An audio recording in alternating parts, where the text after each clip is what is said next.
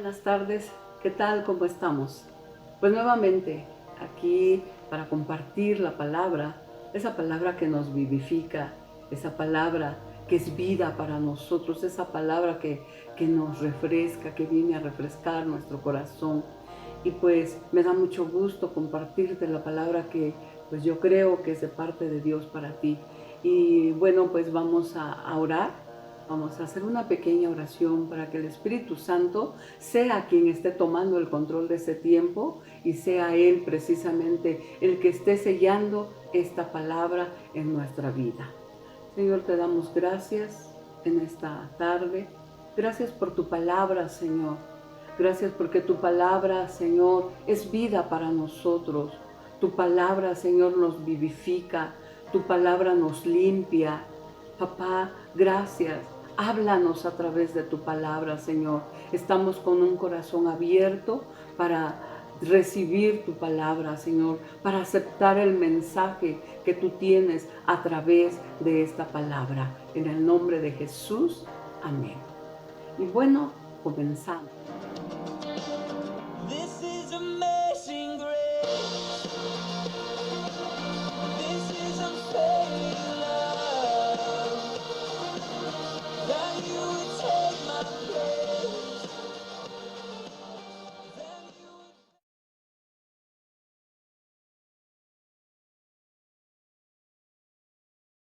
Bueno, yo no sé si alguna vez o muchas veces tú has escuchado esta expresión de parte de mujeres que desafortunadamente están casadas con hombres que son golpeadores, con hombres celosos, con hombres que son infieles, con hombres que tienen algún vicio. Y ellas dicen, es que es mi cruz y tengo que cargarla. Pero tú y yo sabemos perfectamente que esa no es la cruz de la que nos está hablando el Señor Jesús en esta cita. Pero muchas veces, al igual que estas mujeres, muchas personas tienen la misma opinión. Y no solamente esas personas, sino muchas veces personas que conocemos a Cristo, personas que somos cristianos, no podemos conocer totalmente el poder de la cruz que debemos cargar como creyentes. Porque nos cuesta mucho trabajo aceptar esta palabra porque creemos que es una palabra tan dura, ¿sí? Y tal pareciera que el Evangelio demanda mucho de nosotros y que son cargas demasiado pesadas para nosotros y que muchas veces no queremos llevar. Pablo decía, con Cristo estoy juntamente crucificado y ya no vivo yo, mas vive Cristo en mí, ¿sí? Y lo que ahora vivo en la carne, lo vivo en la fe del Hijo de Dios, el cual me amó y se entregó a sí mismo por mí. Entonces, el apóstol Pablo aceptó ser crucificado juntamente con Jesús. Y no estamos hablando de una crucifixión física, estamos hablando de una crucifixión interna. Él crucificó su carne, sus deseos, sus metas, su ego. Y todos conocemos quién fue el apóstol Pablo en la Biblia, ¿sí? El que está crucificado no tiene vida. ¿Por qué? Porque simplemente está muerto. Y muchas veces, la mayoría de las veces, el problema que nosotros tenemos es que nuestra vieja naturaleza, nuestro viejo hombre se resiste a morir y simplemente se hace el muerto. Y es por esta razón que muchas veces nosotros nos hemos dejado dominar por la carne y hacemos cosas terribles que nos acarrean grandes consecuencias. Por eso cuando nuestro temperamento, nuestra ira, ¿sí? La codicia, la lujuria, los pleitos, los celos, las envidias, quieran dominarnos, nosotros debemos de recordar y tener muy presente que el Cristo resucitado vive en nosotros y que estamos crucificados juntamente con Jesús. Y es entonces cuando nosotros podremos experimentar el poder de la cruz en nuestra vida, ¿sí? Entonces, para continuar vamos a leer Romanos 6, del 6 al 8. Sabiendo esto, que nuestro viejo hombre fue crucificado juntamente con él, para que el cuerpo del pecado sea destruido, a fin de que no sirvamos más al pecado. Porque el que ha muerto ha sido justificado del pecado. Y si morimos con Cristo, creemos que también viviremos con él. ¿Sabes que nuestro viejo hombre ha sido crucificado juntamente con Cristo? Nuestra vieja naturaleza ha sido crucificada juntamente con Cristo. Nosotros debemos morir para vivir con Cristo, ¿sí? ¿Por qué? Porque solo hay resurrección para el que ha muerto y nosotros estamos muertos al pecado. Hemos sido muertos al pecado, ¿sí? Ahora, ¿cómo es la vida del que ha sido crucificado? Primero, debemos negarnos a nosotros mismos. ¿Y cómo podremos lograr esto? Primeramente, rechazando todo pecado que hay en nuestro interior, rechazando toda inmundicia, todo aquello que ofende a Dios en nuestro corazón, renunciando a la soberbia, renunciando a creernos más importantes que los demás, a no creernos superiores a los demás, ¿sí? A no pensar que lo sabemos todo, que pidamos ayuda a los demás, porque muchas veces por nuestra soberbia, por nuestro orgullo, aún sabiendo que estamos equivocados, no pedimos ayuda a los demás, ¿sí? Pero ¿sabes qué? Fíjate que Filipenses 2, del 6 al 8, dice de la siguiente manera: el cual, siendo en forma de Dios, no escatimó el ser igual a Dios como cosa que aferrarse, sino que se despojó a sí mismo tomando forma de siervo, hecho semejante a los hombres, y estando en la condición de hombre, se humilló a sí mismo, haciéndose obediente hasta la muerte y muerte de cruz. Es que el Señor Jesús no estimó el ser igual a Dios como cosa que aferrarse, ¿sí? Él se despojó de sí mismo. Dice la Biblia que Él se despojó de su poder, de su gloria, de su deidad, de su majestad, para hacerse hombre como nosotros, ¿sí? Hacerse semejante a nosotros. Él vino como un siervo. Y dice que estando, ya siendo hombre, Él mismo se humilló, haciéndose obediente y obediente hasta la muerte y muerte de cruz. Él nos enseñó la humildad. Él no se aferró a ser Dios, Él se despojó de todo con el único propósito de venir a la tierra, a hacerse hombre como tú y yo, a hacerse carne como tú y yo, para salvarnos de la muerte eterna. ¿Sabes por qué? Porque nosotros estábamos apartados de Dios, lejos de Dios, ¿sí?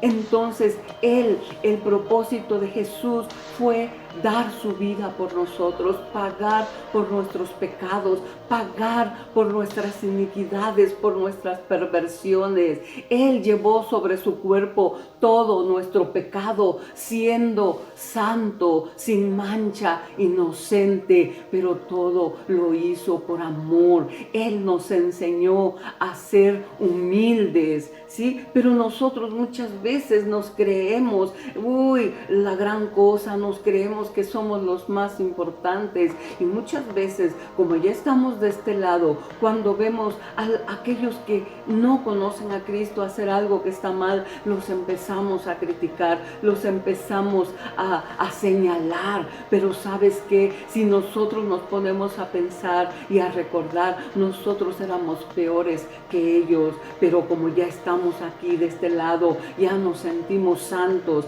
ya nos sentimos que somos los sabelotodo y eso creemos que nos da derecho a criticar a los demás, ¿sí? Sin recordar que antes éramos peor que ellos, ¿sí? Entonces, también no debemos de ser vanidosos, debemos de respetar las opiniones de los demás, porque muchas veces sabemos perfectamente que la opinión de los demás es correcta, pero como sentimos celos, como sentimos envidia, nos molestamos y creemos que nosotros tenemos la última palabra y que nosotros no nos equivocamos.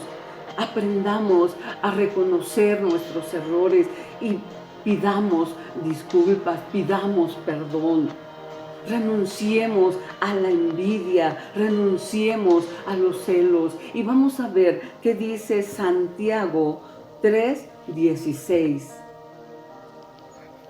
Porque donde hay celos y contención, ahí hay perturbación y toda obra perversa. Muchas veces experimentamos celos o envidia cuando alguien tiene algo que nosotros deseamos y no tenemos.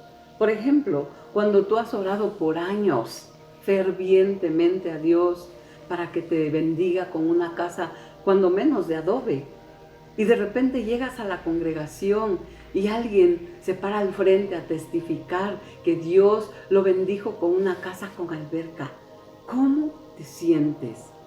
O cuando le pides a Dios que te bendiga con un abrigo para el frío y de repente sales a la calle y te encuentras a tu vecina que te dice: oye, ¿qué crees? Fíjate que mi esposo me acaba de regalar un abrigo precioso, ¿sí? ¿Cuál es tu reacción?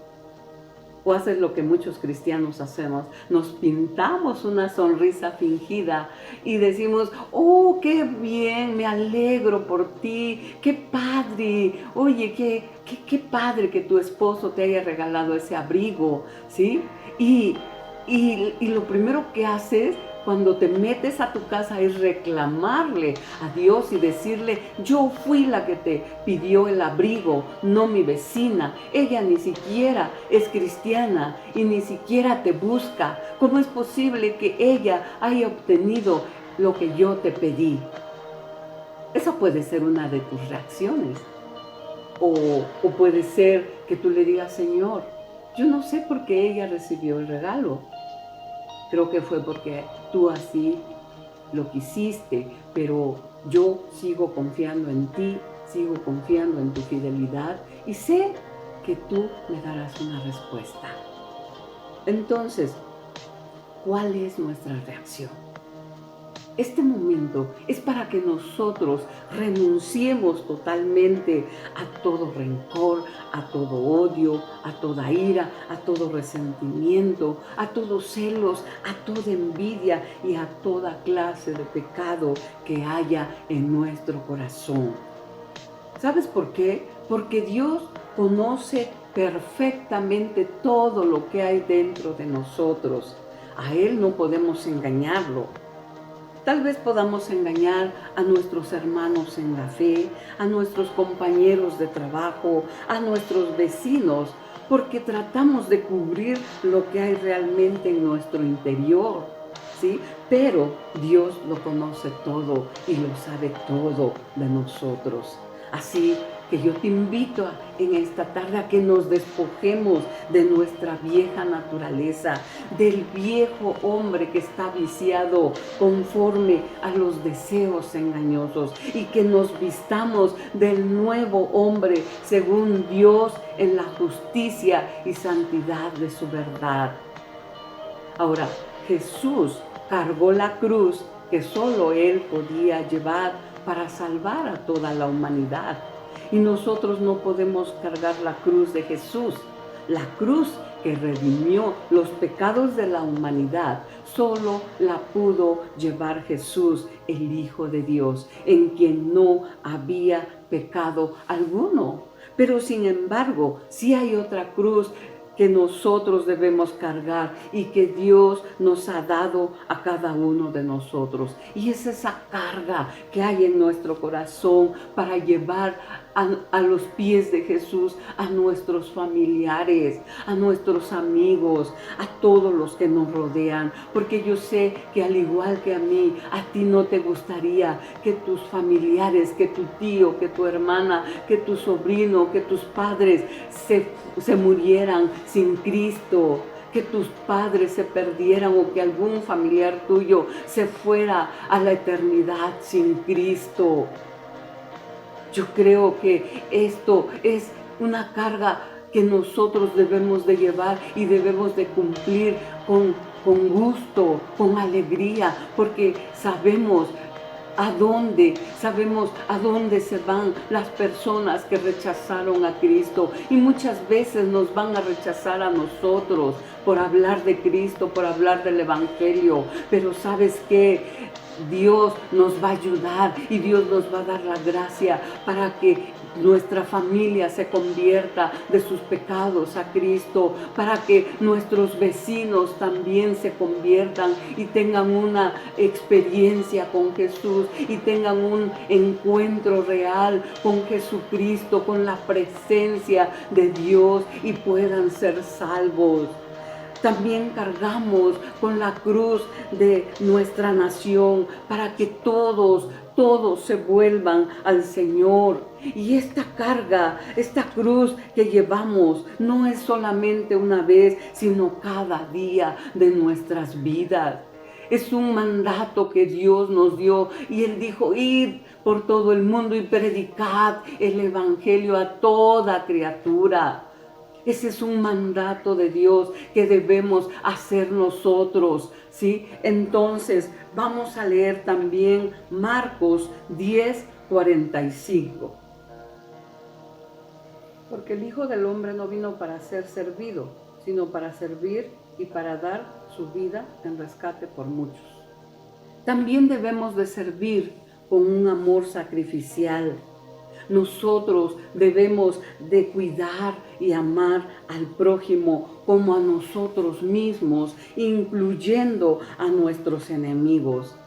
Yo no creo que sea fácil para ti amar a tus enemigos, ¿sí? Muchas veces decimos que amamos al prójimo con mucha facilidad, ¿sí?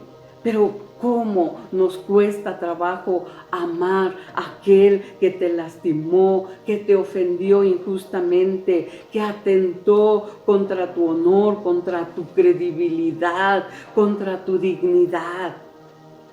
Posiblemente podríamos sacrificarnos por los que amamos y a quienes nos aman, pero qué difícil es amar y servir a los que nos causan dolor y sufrimiento. Y vamos a leer Mateo 5:44. Pero yo os digo, amad a vuestros enemigos, bendecid a los que os maldicen, haced bien a los que os aborrecen y orad por los que ultrajan y os persiguen. Creo que no es fácil para nosotros, es difícil amar a esas personas que nos hacen daño, que nos lastiman, que nos hieren. Pero ¿sabes qué? No lo vamos a hacer con nuestras propias fuerzas. Jesús está con nosotros y en esta situación somos más que vencedores. Nosotros contamos con la ayuda de Dios, nosotros contamos con la ayuda del Espíritu Santo y podremos amar a nuestros enemigos, incluso podremos extender nuestras manos hacia ellos para ayudarlos en su necesidad, para predicarles a Cristo. ¿Sabes por qué? Porque el Señor Jesús también quiere redimir a nuestros enemigos. Él los ama, Él ama a nuestros enemigos y Él quiere salvarlos. ¿Y quiénes somos nosotros para obstaculizar la obra de Cristo? Ahora, si nosotros extendemos nuestras manos a nuestros enemigos, si nosotros podremos amar a nuestros enemigos, es porque realmente hemos comprendido, no solamente con nuestra mente, sino con nuestro corazón, que Jesús se sacrificó por amor para reconciliarnos con Dios y que estamos agradecidos con esto. A mí me tocó muy fuerte esto. ¿Sabes por qué? Porque nosotros éramos enemigos de Dios, porque transgredimos las leyes de Dios, porque desobedecimos su palabra, porque lo ofendimos, ¿sí? Éramos enemigos de Dios. Sin embargo, Jesús nos reconcilió con Él. Ahora ya no somos sus enemigos, ahora somos sus hijos, ahora somos amigos de Dios. De verdad, entonces, que nosotros podamos realmente llevar a cabo este mandato que Dios nos ha dado. Porque Él dice, o sea, si tú saludas al que te saluda y amas al que te ama, ¿qué demás haces? O sea, todos hacen lo mismo, ¿sí? A nosotros como hijos de Dios, Él nos habla y nos dice, amen aún a sus enemigos, ¿sí? Bendíganlos. Aunque ellos los maldigan, ustedes bendíganlos, ustedes ayúdenlos, ¿sí? Hagan bien a los que les aborrecen. Oren por los que los ultrajan y los que los persiguen. O sea que nosotros debemos de orar por aquellos que nos insultan en la calle, por aquellos que tal vez nos avergüenzan injustamente en público, por aquellos que nos agreden. Debemos de orar por ellos. Porque el Señor dice, para que sean perfectos como su Padre que está en el cielo es perfecto. Ahora, servir y amar a otros como Jesús lo hizo, solo es posible cuando nosotros buscamos servir en lugar de ser servidos. Cuando nosotros estemos dispuestos a negarnos a nosotros mismos. Todos tenemos una cruz que cargar, pero solo lo podremos hacer cuando nos neguemos a nosotros mismos y estemos disponibles para amar no solo a los que nos aman o a los que amamos, sino aún a nuestros enemigos. La muerte en la cruz no es el fin de todas las cosas, porque detrás de la cruz está la gloria de la resurrección y este gozo no se compara al dolor de la muerte, porque la muerte es la puerta a la eternidad. Y ahora vamos a ver, por último, Romanos 8, 35 al 39. ¿Quién nos separará del amor de Cristo? Tribulación o angustia o persecución o hambre o desnudez o peligro o espada. Como está escrito, por causa de ti somos muertos todo el tiempo, somos contados como ovejas de matadero. Antes en todas estas cosas somos más que vencedores por medio de aquel que nos amó, por lo cual estoy seguro de que ni la muerte ni la vida, ni ángeles, ni principados, ni potestades, ni lo presente, ni lo porvenir, ni lo alto, ni lo profundo, ni ninguna otra cosa creada nos podrá separar del amor de Dios que es en Cristo Jesús, Señor nuestro. El poder de la cruz es el amor infinito de Jesús en nuestros corazones. Y nada ni nadie podrá separarnos de Él. Nada, ni la muerte, ni la vida, ni ángeles, ni principados, ni todo lo creado nos podrá separar del amor de Cristo. Y bueno, vamos a darle gracias a Dios por esta enseñanza. Yo espero que haya edificado tu vida y vamos a darle gracias a Dios. Padre, te damos gracias en esta tarde por esta enseñanza. Hoy te pedimos que tu Espíritu Santo esté sellando tu palabra en nuestros corazones. Papá, que realmente estemos atentos al mensaje que tú nos has dado en esta tarde de llevar nuestra cruz, Señor, de crucificar nuestro ego, de crucificar nuestra carne. Señor, gracias. Gracias te damos, papá, por este tiempo maravilloso.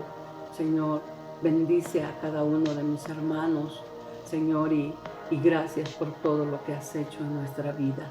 En el nombre de Jesús, amén. Jesus, I sing for all that you've done for me.